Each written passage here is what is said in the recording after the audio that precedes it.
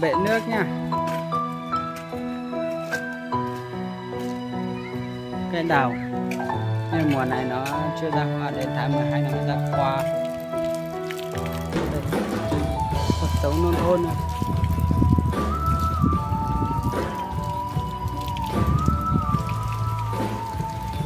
Đây là bụi chuối nha các anh chị ạ. Sau giờ kén người nha.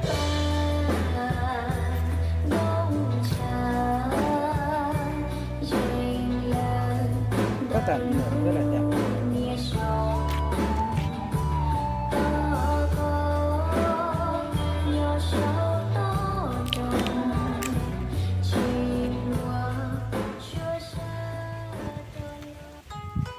Đây là cái tép năng lượng mặt trời nha.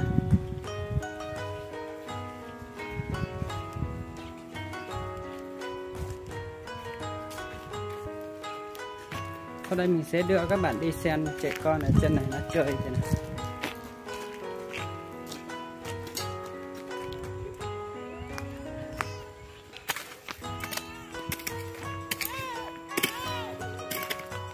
Trên đỉnh này nhá, trên đỉnh là khu du lịch sinh thái đỉnh Phù Long nằm tí ở trên đỉnh này nha. Con đường là nó đi từ đây lên trên đào Bạn, rẽ từ đào Bạn đi theo cái sườn núi ở bên trái nha. Mãi không đường giữa đường nhá.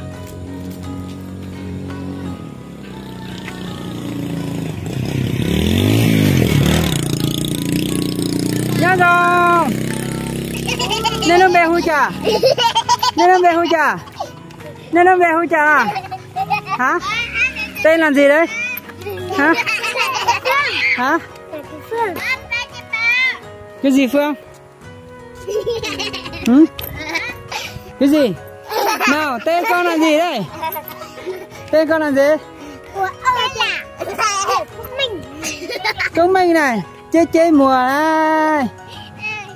Nào, không đường giữa đường nhá, tí xe đấy. Không nên mệt quá. Ôi rồi. Khu nhà mình đây các bạn. Khu nhà mình đây, nó rất là máu đi xe đạp.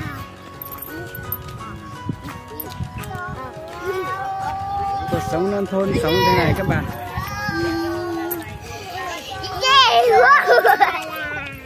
Nhớ rồi, nhớ rồi, nhớ rồi, nhớ rồi.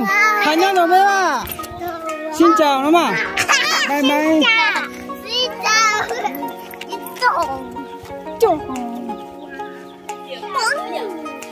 Trời nào rồi ơi. Đây. Này chơi mùa.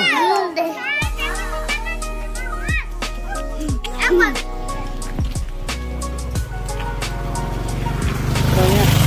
Cái xe đạp nó bị hỏng rồi. Mấy đứa trẻ con này nó cứ quấn quýt bên cái xe đạp, bây giờ mang đi tan xích cho nó. Nào không rõ rồi kia nhá, bận quá tí bố không làm cho nhá.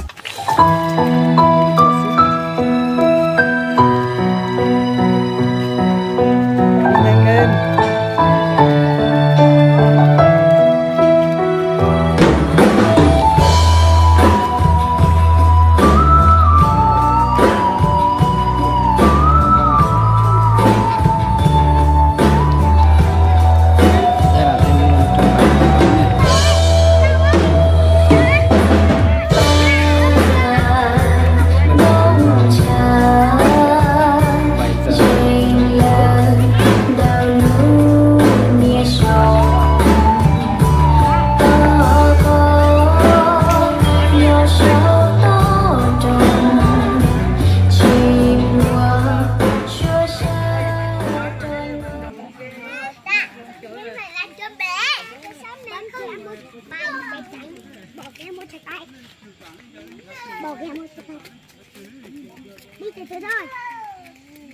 Hello. Nghe rằng nó không nào một khắc kể. Anh chị em nha, hôm nay đợi con này đi sửa đường lên trên đỉnh Phù Long nha. Đấy.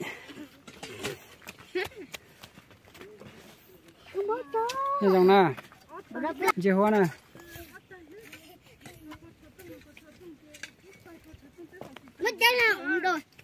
Rồi muốn chứ.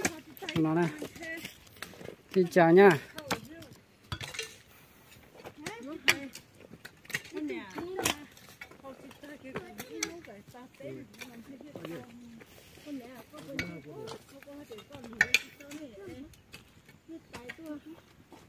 Thấy cái đồ đó có bò, cái đồ đó có à?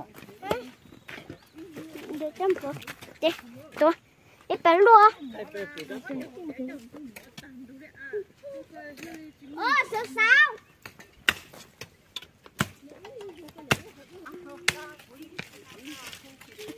Dạ thì có chỉ mua mó chỉ mà tụi tao nhà có mua mó ấy lấy tôi dùng thử chút tốt con nó mà Có nó bột sậu nó tránh đá to thôi. Con này nó ăn chè nè. Đây nè, đây nhìn xuống cái sân vận động thế này nha.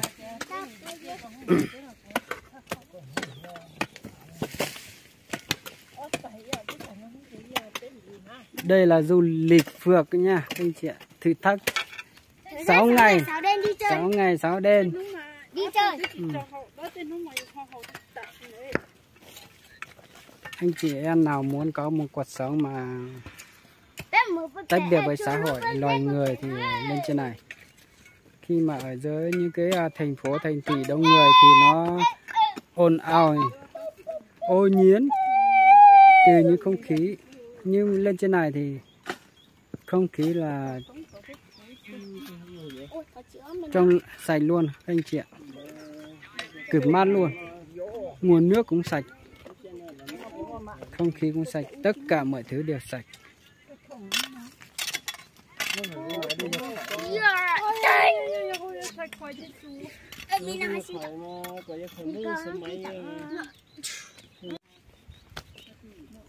Xin chào nha, chào các anh chị em nha. Đây là đường lên trên đỉnh nha. Đấy, toàn bộ khung cảnh này. Hiện tại là cả gia đình đang sửa đường lên trên đỉnh nha. Lên khu du lịch sinh thái Phù Lồng. Các anh chị ở dưới đồng bằng thì không khí ô nhiễm. Mùa hè này rất là nóng, đó không? Nóng ngồi trong như là ngồi trong lò đấy. Phải có điều hòa như lên trên này ấy. Từ những không khí đó sạch rồi. Nguồn nước cũng sạch. Cực mát rồi các anh chị ạ. Đây ông đang di cư. Có một tổ ong bay qua đây này. Đúng là tổ ong ngu. Bay qua thống rồi. Thế đó, chỉ tôi chỉ một cái phát tài nó này. Cái phát tài nó này. Đây nha, đường dẫn hết rồi. Qua mùa mưa là được hỏng hết. Xói mòn hết thế này. Bây giờ huy động cả gia đình để đi sửa đấy.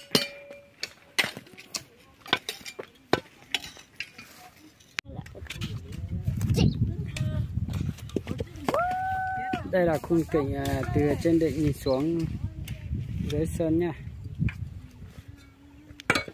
Có giết tụi.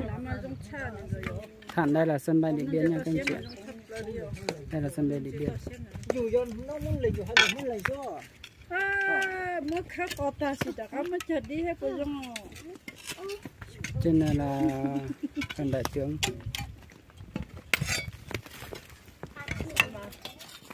chào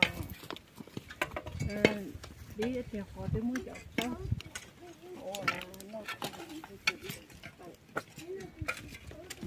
Đấy, bây giờ cả gia đình đang đi sửa đường lên trên đỉnh. Nó là tôi kế trò sở đó đây. Đây là lần nào đó hôm nay nhá, đi sửa đường này.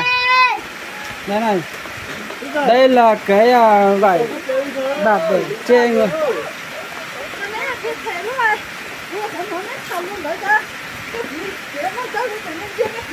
Xin chào nha, chào mọi người nha, chào các anh chị em nha. Đây là trên đỉnh Phù Lồng nha. Ở trên này toàn bộ, trên này là rừng già nha, rừng già nha. Đấy. Đây là cái chòi mình làm được.